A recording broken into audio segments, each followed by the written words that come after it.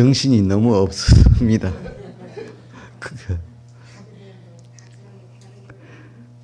큰 책임을 물었어야 하는 그러한 죄를 저질렀습니다.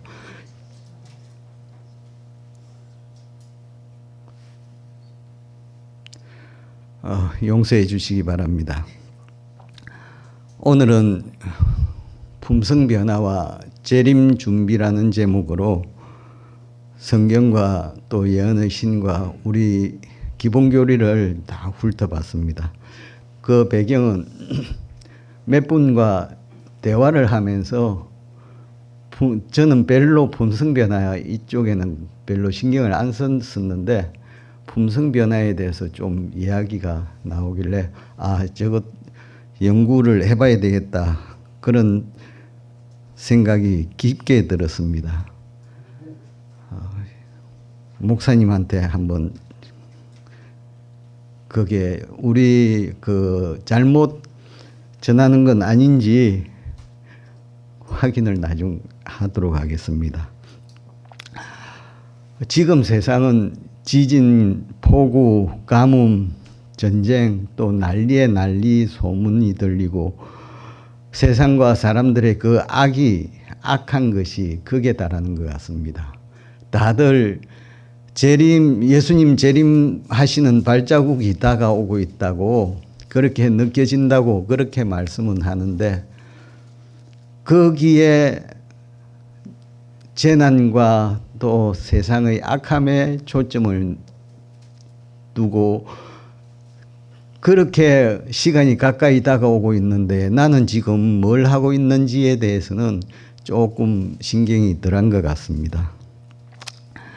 이 무슨 사진인지 아세요? 참석하신 분들은 아시겠죠? 지난달 20날 제가 사는 동네 버펑 1, 2에 척사대회, 사실 돌 던지는 척사는 하지 않고 척사대회라는 대회 옛날부터 내려온 전통이죠. 윷놀이를 했는데요. 말도 이렇게 쓰고 그러는데 제가 우연히 그런 생각이 든 게 앞에 가는 말들 잡으면은 기분이 엄청 좋잖아요. 난리 앞에 잡기 위해 도가 좋다, 개가 좋다, 유치 좋다 하면서 잡는데 그렇게 즐거워하더라고요. 그래서 저는 이런 생각이 들었습니다. 우리 사람들 생각이 얼마나 악해졌으면은 남 못 되는 거, 남 앞에 말 죽이는 거잖아요. 죽이는 그걸 그렇게 즐거워하고 좋아할까.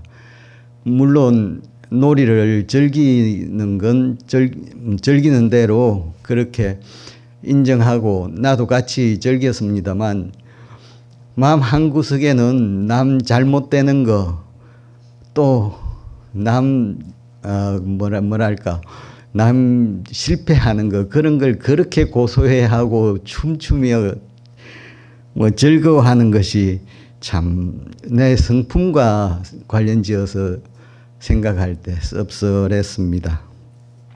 오늘 품성 관련해서 성경 말씀하고 또 우리 교회의 견해하고 엘렌 화이트이 뭐라고 정언을 했는지 그 진술들을 한번 살펴보도록 하겠습니다. 먼저 성경 말씀입니다.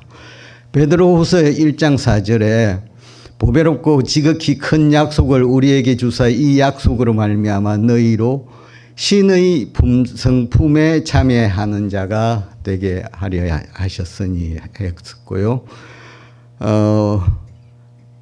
교동문에서 읽으신 바와 같이 고린도전서 15장 49절로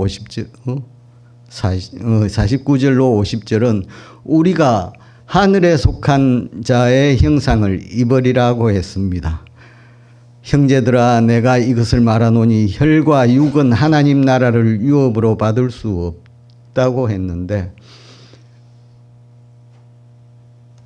이 두 성경 구절을 같이 연결시켜 보니까 하늘에 속한 자의 형상은 신의 성품을 가지고 있다는 그 결론이 났습니다. 내 형상이, 내 성품이 하늘에 속한 자의 형상으로 변화되지 않으면, 내가 혈과 육에 속한 자의 형상으로 있으면 나는 하나님 나라를 유업으로 받기는 걸렸죠. 성품이 혹은 품성이 무슨 말인지 사전을 찾아봤습니다. 성품은 사람의 성질이나 됨됨이라는 뜻이고, 또 한자가 또 다른 성품이라는 말에는 성질과 심정 또는 타고난 본성이라는 뜻이 있었습니다. 그게 그 말인 것 같아요. 제가 보기에는. 그 품성은 있는지 봤더니 품격과 성질을 아울러 이르는 말이고, 또 한자가 다른 그 품성은 타고난 성질이라고 풀이되어 있었습니다. 성품이나 품성이나 그 말인 것 같아요. 도덕적 품성은 도덕적인 원칙과 규범이 사람에게 체현되어 굳어진 기질과 습성이라고 풀이되어 있었습니다. 그 좀 뜬구름 잡는 것 같은 생각이 들어서 구체적으로 잘 잡히지 않는 것 같아서 우리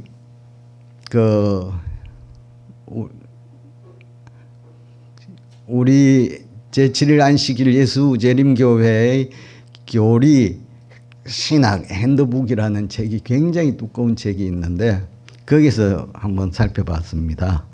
품성은 우발적인 선한 행위와 우발적인 비행을 통하여 드러나는 것이 아니라 습관적인 말과 행동의 성향을 통하여 품성이 드러난다. 그런데 우리의 제한된 능력으로 우리는 하나님이 그의 영역에서 하나님의 영역에서 거룩하신 것처럼 우리는 우리의 영역에서 거룩하게 되어야 하는데, 우리의 능력이 다 하는 데까지 우리는 하나님의 품성의 진리와 사랑과 탁월함을 분명하게 나타내야 한다. 우리가 하나님의 성품을 나타내야 된다는 겁니다. 가리 뽑은 기별 337쪽의 말씀이었습니다. 성경의 성품이라는 말씀들이 어떻게 사용됐는지 우리 한글 개역 성경을 살펴봤습니다. 신구약 합해서 총 18번이 등장을 했습니다. 구약에 17번, 신약에 1번. 그런데 그 성품이 우리말로는 성품이라 했는데 영어 단어는 좀 다른 단어들이 사용되었습니다. 신명기 4장 29절에서 가장 많이 등장한 것이 영어로는 soul, 우리말로 영혼이라고 번역 많이 되죠. 그런데 성품을 다하여라는 말이 15번, 성품 이제 스피릿이라고 영어는 그렇게 번역했는데 성품을 완강케 하셨고, 신명기 2장 30절 한 번 나오고, 스피릿을 성품이라고 번역했는데 성품이 안존한, 그렇게 번역한 곳이 잠언 17장 27절 한 번 나왔고요. 신약에서는 신의 성품, 이때 영어는 네이처, 자연이라는 뜻도 되고 본성이라는 뜻도 되고 뜻이 많이 있습니다만 베드로후서 1장 4절에 한번 등장했습니다. 계속해서 성품이 사용된 성경 구절들을 더 소개해 드리면은 신명기 4장 29절에 마음을 다하고 성품을 다하여 그를 구하면 만나리라는 말씀이 있죠. 이때 성품은 소울이라고 했는데 히브리어로는 네페시, 이 단어가 어디에 등장하느냐 하면은 하나님이 흙으로 사람을 지으시고 그 코에 생기를 불어넣으시니 사람이 생명이 된지라 하는 생명, 거기에 영, 이것이 네페시입니다. 그런데 그 영어로는 소울이라고 번역한 건데 지금 여기에서 신명기 4장 29절에서는 성품이라고 번역했습니다. 베드로후서 1장 4절 아까 읽은 대로 신의 성품에 참여하는 자, 여기에서는 네이처라는 단어가 네이처로 번역이 됐고요.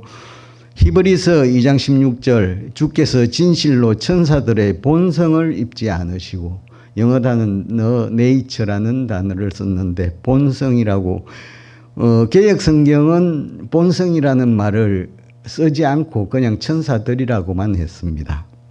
로마서 11장 24절에는 이제 조금 개역 성경이 이게 확실하게 나타나지 않는 것 같아서 한글 킹 제임스 성경을 봤는데 네가 본래의 이제 본성으로의 by nature 돌 올리브 나무 이제 우리 개역 성경은 감나무로 번역을 했습니다. 돌 감람나무에서 꺾여 본성 네이처 본성을 거슬러 참 올리브 나무에 접붙여졌는데 이렇게 번역이 됐고요. 그러면은 우리가 사람이 하나님의 형상으로 지음을 받았지 않습니까? 그 창조할 때 창조시에 인류가 그 받은 하나님의 형상 그게 뭔지 살펴봤습니다. 베드로후서 1장 4절은 너희로 신의 성품에 참여하는 자가 되게 하려 하였다고 해서 그 구절을 읽는 순간 하나님의 성품도 하나님의 형상으로 지음받은 거기에는 우리 외관상 모양 외부적인 자세뿐만 아니라 성품도 같이 같이 창조됐구나 그런 생각이 들었는데 각 시대의 대쟁투 644절과 45절에 사람은 태초에 품성뿐만 아니라 용모와 자세에 있어서도 하나님의 형상대로 창조되었다고 기록했습니다. 그래서 아담과 하와가 창조될 때에 거기에는 정말 키도 크고 몸매도 아주 건강미 넘치는 육체뿐만 아니라 그 품성도 하나님의 형상으로 창조됐다고 증언하고 있습니다. 그러면 나중에 회복이 되면 우리가 하늘에 속한 자의 형상을 입을 것입니다. 신의 성품에 참여하는 자가 될 것입니다. 신의 성품에 참여하는 자, 이 말을 새 번역 성경은 신의 성품을 함께 가지는 자들이라고 번역을 했습니다. 더 분명하죠. 신의 성품이 뭐냐? 베드로가 그렇게 자세하게 알려주었습니다.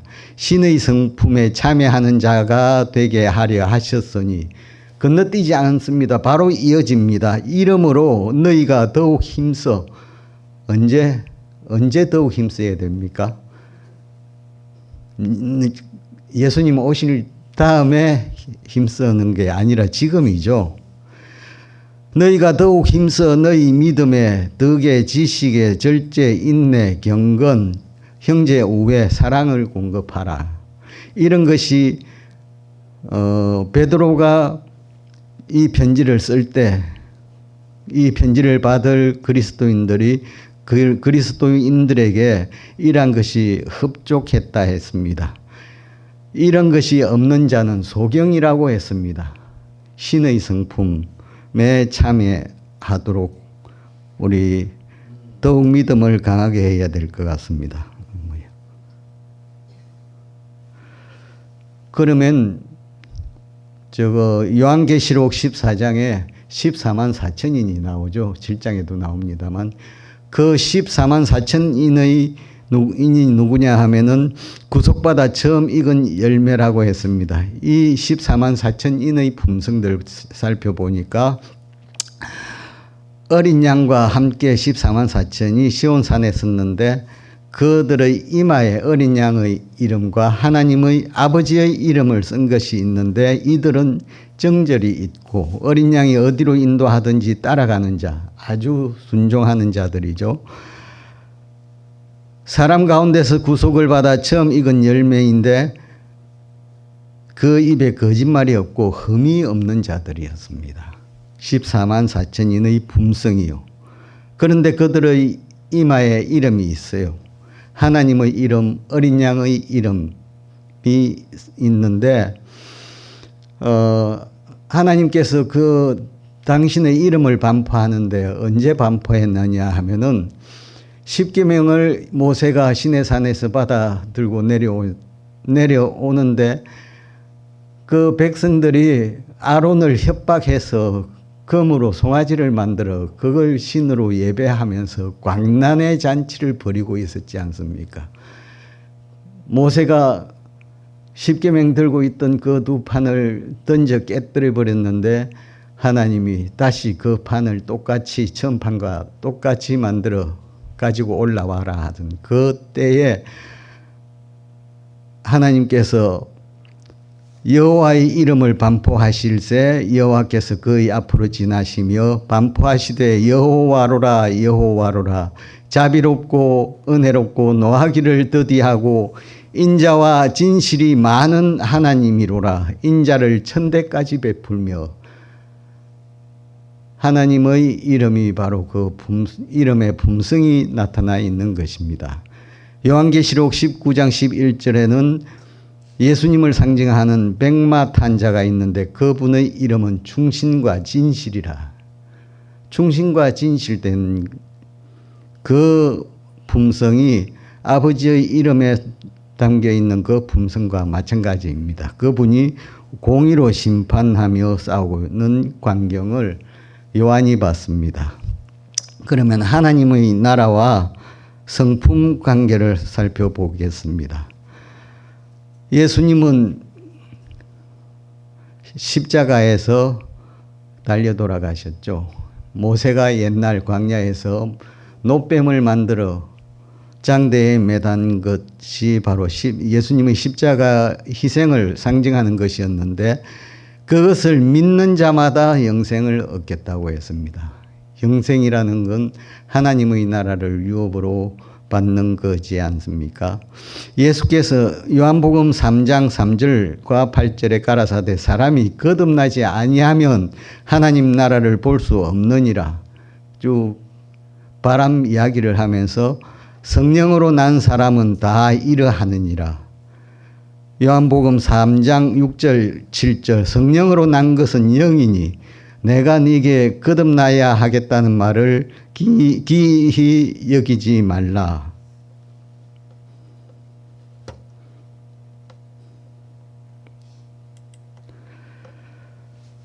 혈과 육은 하나님 나라를 유업으로 받을 수 없고 육체의 일은 너무 다 아시는 거니까 넘어가도록 하겠습니다.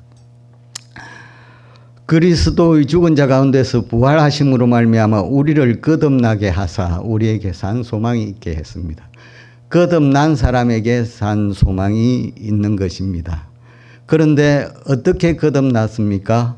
베드로전서 1장 23절 너희가 거듭난 것이 하나님의 말씀으로 됐느니라. 말씀 연구 부지런히 하십시오. 에베소서 1장 13절 그 안에서 너희도 진리의 말씀입니다. 곧 너희의 구원의 복음을 듣고 그 안에서 또한 믿어 성령으로 인치심을 받았다고 했습니다. 진리의 말씀 구원의 복음을 듣고 믿어서 성령으로 인치심을 받았습니다. 지금까지 읽은 말씀들을 종합해 보면은 믿는 자 참되게 믿는 사람이죠. 행함이 없는 죽은 믿음 말고 산 믿음을 가진 믿는 자는 물과 성령으로 난 자이고 그들은 거듭난 자이고 성령으로 인치심을 받은 자, 이런 자들이 하나님 나라를 유업으로 받는다고 하겠습니다. 다시 하나님 나라의 그 성품을 보면은 모든 악독과 모든 계율과 외식과 시기와 모든 비방하는 말을 버리고 그런 말 이제 하지 않아야 되겠습니다. 갓난 아이들 같이 순전하고 신령한 저절 사모하라.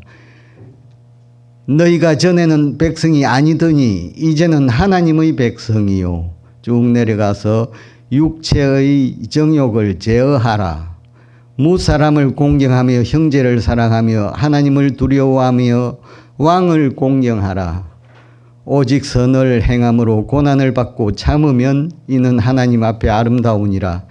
이를 위하여 너희가 부르심을 입었으니. 사명감을 느끼죠. 그리스도 안에서 진리의 말씀 곧 구원의 복음을 듣고 믿어 약속의 성령으로 인치심을 받았으니 인을 쳤으면 그에 따른 열매가 열려야 되겠죠. 증거가 나타나야 되겠죠. 갈라디아서 5장 22절 23절 오직 성령의 열매는 사랑과 희락, 화평, 오래 참음, 자비, 양선, 충성, 온유, 절제가 있습니다. 충성하는 자들이 계명을 지키지 않겠습니까? 성령으로 말미암아 주님께서 우리 안에 거하시고 나는 주님 안에 거할 때 계명은 절로 지켜질 겁니다. 예수님이 참 팔복 너무도 중요한 복을 말씀해 주셨죠. 심령이 가난한 자는 복이 있나니 천국이 저희 것이며. 심령 부자 될 생각하지 마십시오.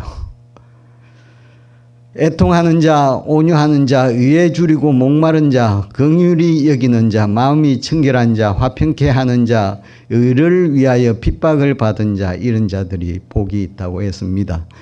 나를 인하여 너희를 욕하고 핍박하고 거짓으로 너희를 거스려 모든 악한 말을 할 때는 너희에게 복이 있나니 기뻐하고 즐거워하라. 하늘에서 너희의 상이 큼이라.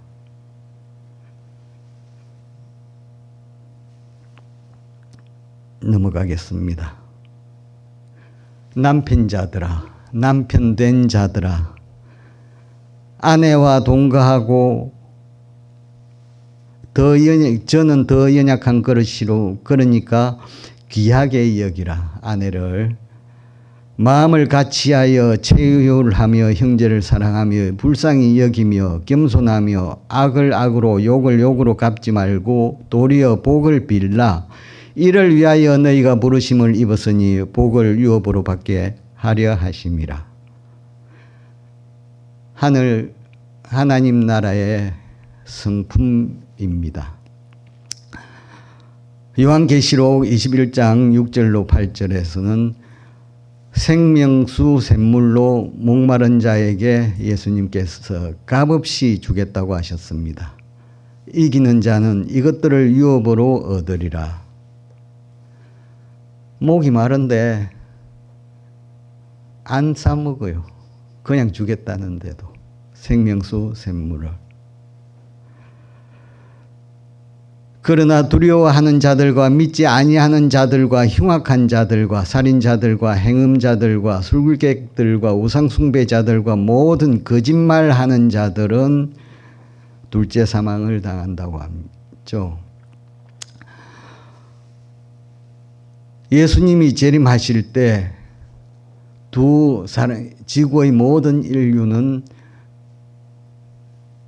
여인이냐 혹은 불의한 자냐, 그 두 부류로 나누어지죠. 오른편의 의인들한테 너희를 위하여 예비된 나라를 상속하라. 내가 줄일 때, 목마를 때, 나그네 됐을 때, 벗었을 때, 병들었을 때, 옥에 갇혔을 때, 어려운 공경에 처해 있을 때 너희는 나를 위하여 구제의 손길을 펼쳤느니라 하니까 의인들은 언제요? 저 그런 적 없습니다 하죠. 너희가 여기 내 형제 중에 지극히 작은 자 하나에게 한 것이 곧 내게 한 것이라 했습니다. 지금까지 하나님 나라의 성품에 대해서 좀 살펴봤고요. 그러면 성품 변화가 언제 이루어져야 하는지 살펴보겠습니다. 로마서 8장 11절로 13절은 예수를 죽은 자 가운데서 살리신 이의 영이 너희 안에 거하시면 너희 죽을 몸도 살리시리라 했는데, 너희가 육신대로 살면 반드시 죽을 것이로되 영으로서 몸의 행실을 죽이면 살리니. 영으로서 몸의 행실 죽이는 것을 언제 해야 합니까? 대답 안 하셔도 됩니다. 마음속으로 생각만 하십시오. 데살로니가 전서 5장 16절로 24절은 항상 기뻐하라, 쉬지 말고 기도하라, 범사에 감사하라, 성령을 소멸치 말며 예언을 멸시치 말고 범사에 헤아려 좋은 것을 취하고 악은 모든 모양이라도 버리라 했습니다. 하나님께서 우리를 온전히 거룩하게 하시고 너희 온 영과 혼과 몸이 우리 주 예수 그리스도 강림할 때에 흠없게 보존되기를 원하노라. 하나님께서 또한 이것을 이루시리라 하셨습니다. 이 일들을 언제 해야 합니까? 그런데 옛날에 어떤 분과 대화를 나누는 중에 영혼 불멸설 그건 성경에 하나도 맞지 않다 그러면서 아담을 창조할 때 봐라, 그때 당신들이 생각하고 믿는 그러한 영혼이라는 걸 거기에 만드셨냐? 애초에 하나님께서 당신들이 생각하는 그러한 영혼이라는 존재를 만드시지 않았기 때문에 없는 거다. 성경에 그렇게 영혼 불멸설이 옳다고 여겨지도록 번역한 그 번역은 다시 바꿔야 된다. 제가 그랬더니 당장 영과 혼과 몸이라 했는데 그건 뭐냐고 그렇게 말을 하더라고요. 이제 다음에 만나기 전에 영혼에 관해서 정리를 해야 하겠다는 생각이 들었습니다. 모순이 있는데 영혼이 있다, 영혼을 만드셨다 하면은 영혼하고 몸하고 두 개가 되어야 되는데 방금 읽은 성경절에서는 영 따로 있고 영과 혼과 몸 세 개로 구성되지 않습니까? 두 개입니까? 세 개입니까? 사람 구성 요소가. 마가복음 12장 30절에 내 마음을 다하고 목숨을 다하고 뜻을 다하고 힘을 다하여 주 너희 하나님을 사랑하라. 마음 따로 목숨 따로 뜻 따로 힘 따로 그렇게 다 해서 하나님을 사랑해야 되는 겁니까? 아니면 모두 합쳐서 사람의 그 전인적인 전체적인 걸 말을 하는 건가요? 영과 혼과 몸이 우리 주 예수 그리스도 강림하실 때 흠없게 보존되기를 원하노라. 그 부분들을 새 번역은 우리 주 예수 그리스도께서 다시 오실 때, 예수님 오실 때 흠 잡힐 것이 없도록, 흠이 발견되지 않도록 영과 혼과 몸을 완전하게 지켜주시기를 바랍니다. 그렇게 번역을 했고요. 그러니까 예수님 오실 때 오셔서 보니까 흠이 없어요. 그러니까 예수님 오시기 전에 흠이 없어진 거죠.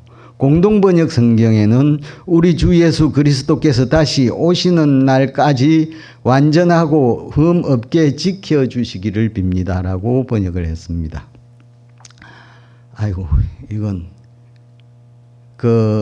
이 책이요, 텍스트는 킹 제임스 성경이고 밑에 주석은 화이트보이의 주석인데 스터디 바이블 앤 이지 화이트 코멘트라고 하는데 이 여백이 많아서 메모할 게 많아서 제가 오래전에 구입해 가끔 들여다보는데 아마 이거 복음 주의 성경이 이걸 번역한 걸로 제가 알고 있습니다. 지금 한글판 복음 주의 성경은 그 참고 공부하는 자료가 더 많이 실려 있는 걸로 알고 있습니다. 그 스터디 바이블 앤 화이트 코멘트에 그 영과 혼과 몸이 우리 주 예수 그리스도 강림하실 때 흠없게 보존되기를 원하노라 하는 그 부분에 주석하기를 진리가 전인적인 사람 마음, 생각, 심령, 힘을 거룩하게 해 주어야 한다. 그의 생명력이 그의 욕정적인 습관에 의해 소모돼서는 안 된다. 이 습관들은 극복되어야 하며 그렇지 않으면 그 습관들이 그를 무너뜨릴 것이다. 그렇게 주석을 했습니다. 예수님이 오실 때에 모든 민족을 그 앞에 모으고 아까 했죠. 양과 염소의 비유. 의인들은 오른쪽에 악인들은 왼쪽에 해서 오른편에 있는 자들을 위해서 너희를 위하여 예비된 나라를 상속하라. 내가 줄일 때 나그네 됐을 때 등등 아주 어려울 때 너희가 구제의 손길을 내게 펼쳤다. 이런 성품을 언제 이러한 성품으로 언제 변화되어야 된다고요? 넘어가도 되겠습니다. 하나님 나라를 유업으로 받지 못하는 성품들. 갈라디아서 5장 19절로 21절 육체의 일은 현저하니 곧 음행과 더러운 것과 호색과 우상숭배와 술수와 원수 맺는 것과 불리함과 이단과 투기와 술취함과 방탕함과 또 그와 같은 것들. 이런 일을 하는 자들은 하나님의 나라를 유업으로 받지 못할 것이요. 언제 이런 성품들을 버려야 됩니까? 또 베드로도 같은 말을 하고 있습니다. 베드로후서 3장 13절로 14절 사랑하는 자들아 너희가 이것을 바라보나니 주 앞에서 점도 없고 흠도 없이 평강 가운데서 나타나기를 힘쓰라. 예수님 오실 때 점도 없고 흠도 없이 평강 가운데서 나타나기를 힘쓰라고 했습니다. 그냥 바라는 게 아니라 힘써 노력하라고요. 재림 후에요. 실제로 그런 예가 있는지 살펴봤는데 다 아시는 내용. 초대교회에 서로 사도행전 2장에 있는 말씀 서로 교제하며 떡을 떼며 기도하기를 전혀 힘쓰니라. 믿는 사람이 다 함께 있어 모든 물건을 서로 통용하고 재산과 소유를 팔아 각 사람의 필요를 따라 나눠주고 날마다 마음을 같이하여 성전에 모이기를 힘쓰고 집에서 떡을 떼며 기쁨과 순전한 마음으로 음식을 먹고 하나님을 찬미하며 또 온 백성에게 칭송을 받으니. 목사님 지난번에 말씀하셨다시피 스데반이 돌에 맞아 순교당했지 않습니까? 그때 순교당할 때 무릎 꿇고 크게 불러 가로되 주여 이 죄를 저들에게 돌리지 마옵소서 이 말을 하고자 하니라. 예수님의 품성이었습니다. 그게. 누가복음 23장 34절 이에 예수께서 가라사대 아버지여 저희를 사하여 주옵소서 자기의 아는 것을 알지 못함이니이다 하시더라 했습니다. 품성 변화가 왜 중요합니까? 첫째로는 품성으로 세상의 판단을 받습니다. 교회를 섬기고 복음을 전도하는데 지대한 영향을 미치게 되는 거죠.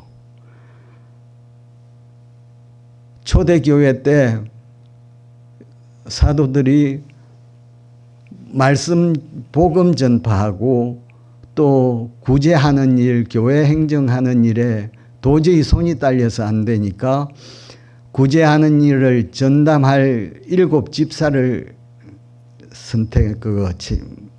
선출하고 장로들은 말씀 전도에 전념하기 위해서 7 집사를 뽑았습니다. 그런데 그 기준이 칭찬 듣는 사람들이었습니다. 성령이 충만하고 칭찬 듣는 사람, 아니스트 리포드레가 정직하다고 보고된 사람들. 그리고 디모데전서 3장 2절 7절에 감독 장로님들이었죠. 그때 외인 교인들이 아닌 바깥 사람들한테서도 선한 증거를 얻은 자라야 감독으로 피택됐습니다. 마태복음 5장 16절 저희로 너희 착한 행실을 보고 하늘에 계신 너희 아버지께 영광을 돌리게 해라. 아버지께 영광을 돌리도록 우리의 품성들이 착한 품성으로 빨리 변화되어야 되겠습니다. 두 번째 중요성, 하나님 나라를 유업으로 받는 것입니다. 우리가 하늘에 속한 자의 형상을 입으리라. 혈과 육은 하나님 나라를 유업으로 받을 수 없는 것입니다. 예수님 재림 때에 홀연히 변화될 거잖아요. 그 변화되는 게 성경을 읽어봤더니 품성이 아니라 몸이었습니다. 우리 교단에서 주장하는 게 아니고 번역된 성경들이 바로 직접 몸을 명시했습니다. 새 번역 고린도전서 15장 52절 53절에 마지막 나팔이 올 때 썩을 몸이 반드시 썩지 않을 것을 입고 죽을 몸이 반드시 죽지 않을 것을 입을 것이라고 했습니다. 현대인의 성경도 마지막 나팔 소리가 울릴 때 몸이라고 썩지 않을 몸을 입을 것이고 죽지 않을 몸을 입을 것이라고 했습니다. 공동번역 성경 마지막 나팔 소리가 울릴 때 썩을 몸은 불멸의 옷을 입어야 하고 이 죽을 몸은 불사의 옷을 입어야 한다고 번역되어 있습니다.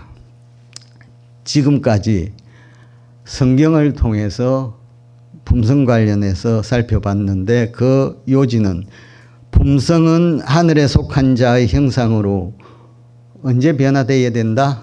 지금 변화되어야 합니다. 내가 살아있는 동안 예수님 오시기 전에 변화되어야 되는 것입니다. 예수 그리스도께서 재림하시면은 이미 변화되어 있는 품성과 그 마음에 품고 있거나 드러난 행위대로 의인은 의인대로 악인은 악인대로 분별하는 조사 심판에서 판결이 지어진 그 결과에 따라 그대로 집행을 하는 것입니다. 예수님 재림 때에 변하는 것은 뭐다? 성품도 변합니까? 한 가지 의문이 드는데요. 그러면은 예수님 십자가에 달려 돌아가실 때 그 옆에 있던 한 강도가 구원을 허락받았는데 그 강도의 품성은 그럼 어떤 거냐? 시간이 지나서 시간 때문에 넘어가도록 하겠습니다. 이거는 생각을 해보시고요. 이야기하고 싶다면은 저와 대화를 나누시죠. 우리 교회의 견해 품성 변화에 관련해서 우리 교회는 그러면 어떤 입장이냐? 우리 기본교리 27, 지금은 28이죠. 제가 27을 가지고 쭉 공부했기 때문에 28하고 다를 바도 없습니다. 한 가지 추가된 것이니까요. 28은.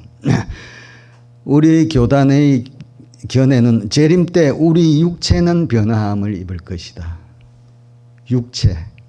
이 썩을 몸, 죽을 몸이 불멸성을 입을 것이다. 고린도전서 15장 51절로 54절 근거입니다. 그러나 우리의 품성은 재림에 대비하여 변화를 받아야 한다. 재림에 대비하여. 아직 재림이 오지 않는데 재림하시기 전에 우리의 품성은 변화되어야 된다는 것입니다. 품성 변화는 날마다 새롭게 되어야 할 내적 본질인 하나님의 형상의 정신적, 영적 국면들을 포함한다. 그런데 재림 때의 하나님의 형상으로서의 그들의 변화가 완성될 것이다 라고 했습니다.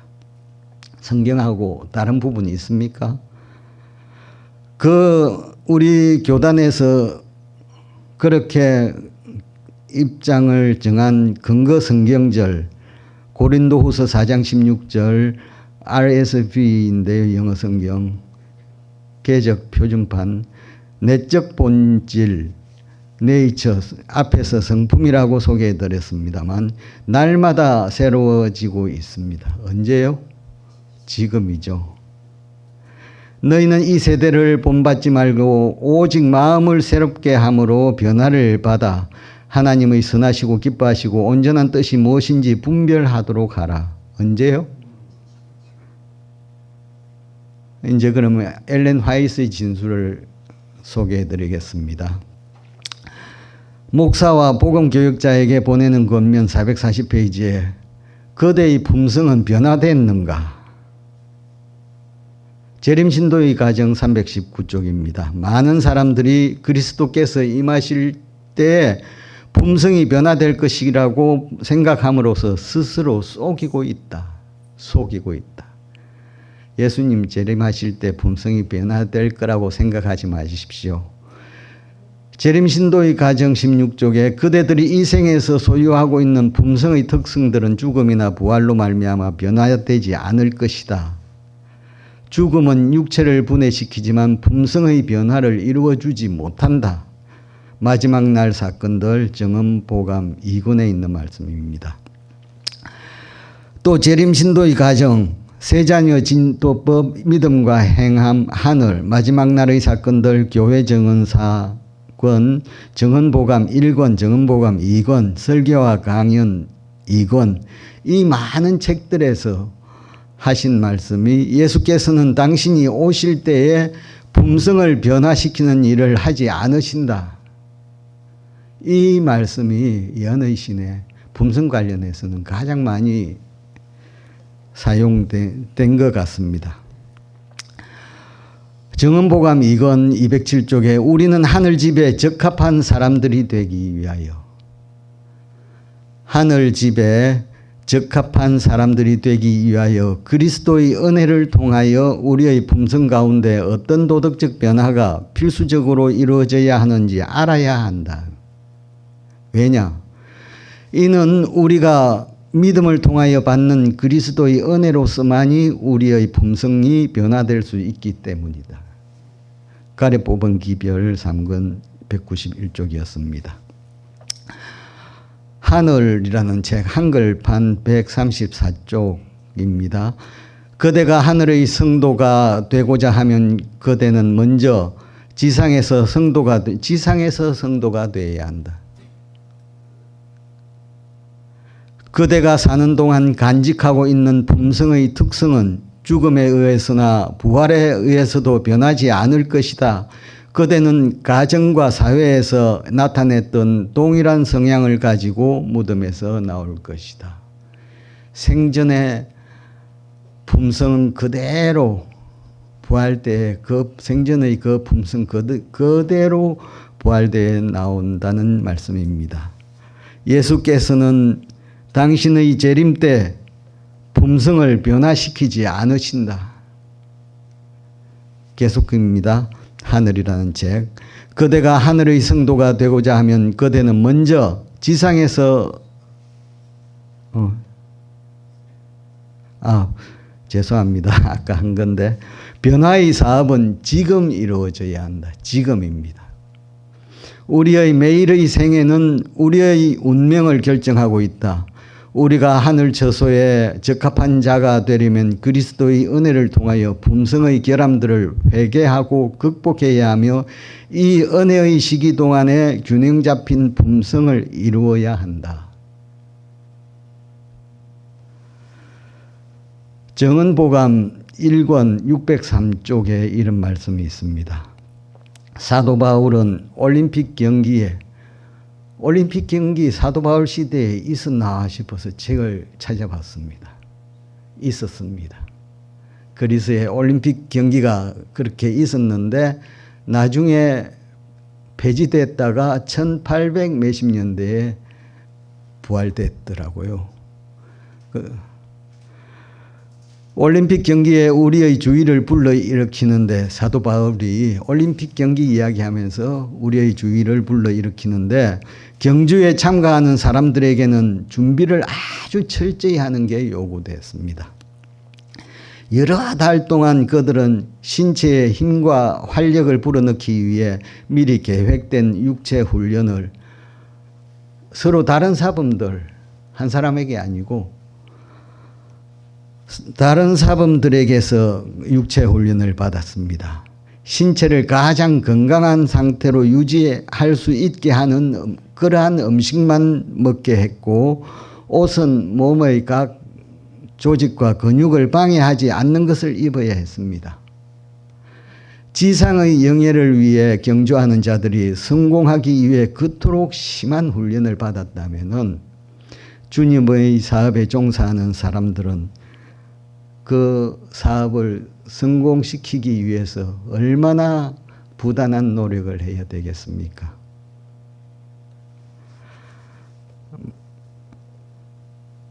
교회정은 사권 372쪽입니다. 우리의 신령한 믿음은 단순히 감정이나 행위로만 구성되어 있지 않으며 이 둘은 그리스도인 생에 같이 결합되어야 한다. 저번에 믿음에 대해서 말씀드리면서 소개해드린 말씀입니다. 지금도 품성을 잘 형성해 나가시고 계시지만 더욱 힘써서 하나님 나라의 하늘에 속한 자들의 형상을 우리도 입어야 되겠습니다. 그러한 우리 주층교회의 모든 성도들 되시기를 간절히 기원하면서 말씀을 마치겠습니다.